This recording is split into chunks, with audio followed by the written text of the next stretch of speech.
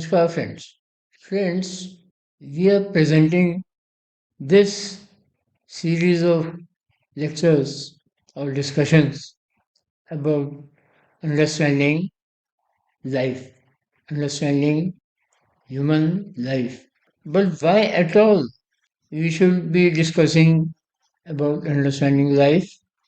This we discuss in the beginning of this series of discussions that living in this world, we are having this life. Unless we understand this life, how can we solve the problems in life? This is a valid question. Unless you understand a system, how can you solve the problems present within that system? So, we are primarily having this series of discussions to understand human life so that we are able to solve the problems faced today in a better manner. So, the next question that arises out of this is that today the science has advanced so much, the technology has advanced so much, the artificial intelligence has now come up. And even with all this, even with all of these advancements, why are the problems among all the societies of the world are increasing? Although a lot of problems have been solved, comfort has been brought into human life. All that is correct. Modern science has contributed a lot to that. Modern science has contributed to the health of people. But at the same time, with the providing of all these technological and scientific solutions, the problems have also multiplied in all the human societies all over the world. Why is that? Friends, one possible answer to this is following of a particular lifestyle. So at present, the entire world is following the Western lifestyle. Why the world is following the Western lifestyle? It's because it is money based. The Western lifestyle is today based upon enhancing your wealth and money. And that is the primary reason that everybody all over the world thinks that it is the Western lifestyle that needs to be followed. Okay? But we have to see that what the Western lifestyle is based upon. Friends, in the beginning of this series of discussions, we had a small chat about the Darwin theory. So, today, the Western civilization is entirely based upon the Darwin theory of evolution. It is following the Darwin's principles. So now let us look at what are the implications of the Darwin theory in human life. Friends, the first implication, the Darwin theory tried to create a general impression among the masses that there is no God and all life has evolved from random mixture of chemicals. Over millions and millions of years, the chemicals have mixed and life forms have formed on their own. From those life forms, higher level life forms have evolved, and then finally, human beings have been formed, all out of random mixture of chemicals. So it embedded an idea into the minds of everybody all over the world that there is no God. All life has evolved on its own. So this particular implication planted a seed in the minds of all the people all over the world that there is no God. In our discussions, right in the beginning, we observe how Ancient Indian texts define how intricately God is woven into human life. How intrinsic is God Almighty in human life? We have already discussed this in detail in the previous lectures. And ancient Indian scriptures also define how the creation has come up as an alternative theory of creation. The second implication that was driven into the minds of people was that only the fittest can survive. The principle of survival of the fittest. Because Darwin's theory is based upon this particular assumption that only the fittest can survive on this earth. If you are not fit, then you cannot survive. So every human being on this earth was put into an unending race to prove themselves to be the fittest. One person wants to prove that he is better than his neighbor. One society wants to prove that it is better than the other societies in the world. One nation is trying to prove that that nation is superior to the other nations in the world. One particular race is trying to prove that it is superior to the other races in the world. So the Darwin's theory started this race to be the fittest. And among humans, how can one be the fittest?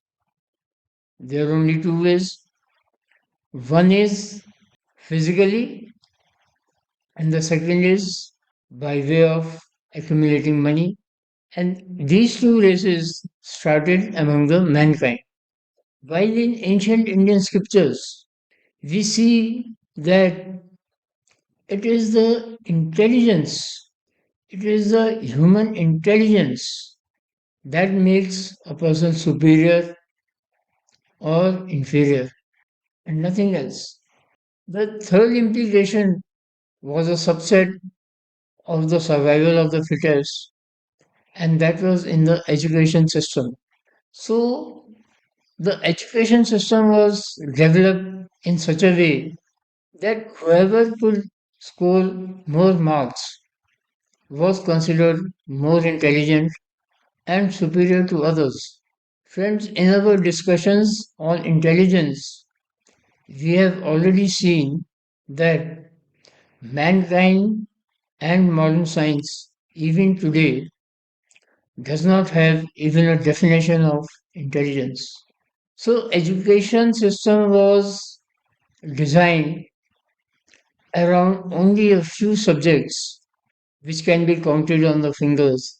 And whoever could remember more or be better at writing skills, he was considered more intelligent.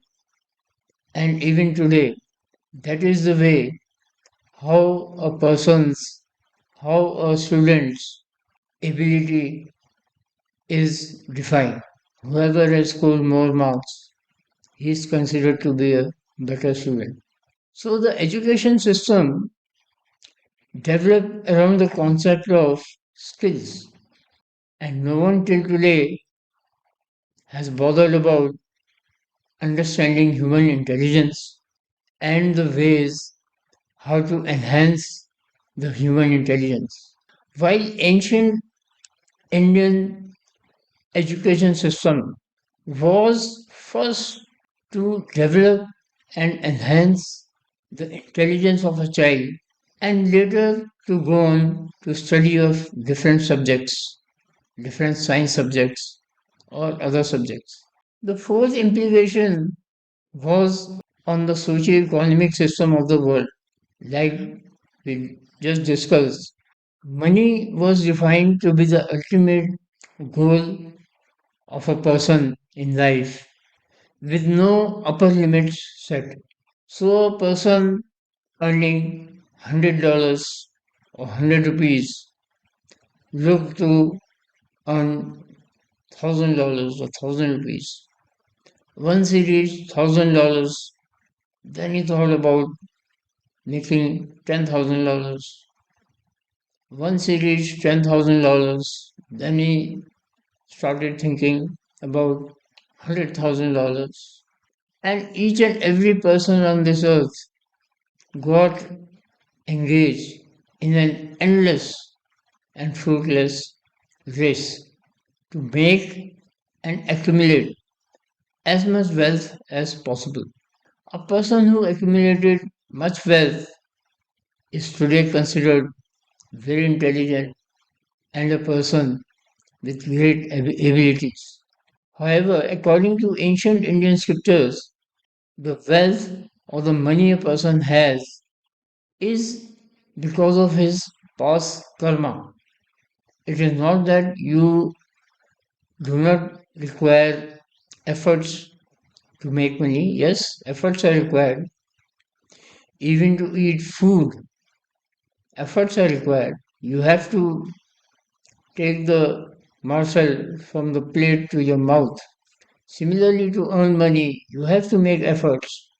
In fact, in ancient Indian scriptures, making money for a living is a very important subject. And Bhagwan Krishna in Srimad Bhagavad Gita itself has called it Vyasatmik Buddhimata, the professional intelligence. Making money is not a sin according to ancient Hindu scriptures. It is an essential activity. But a common principle has also been attached to today's race of making more and more money, and that is everything is fair in love and war and business. Previously, it was only love and war, but now business has also been added to this.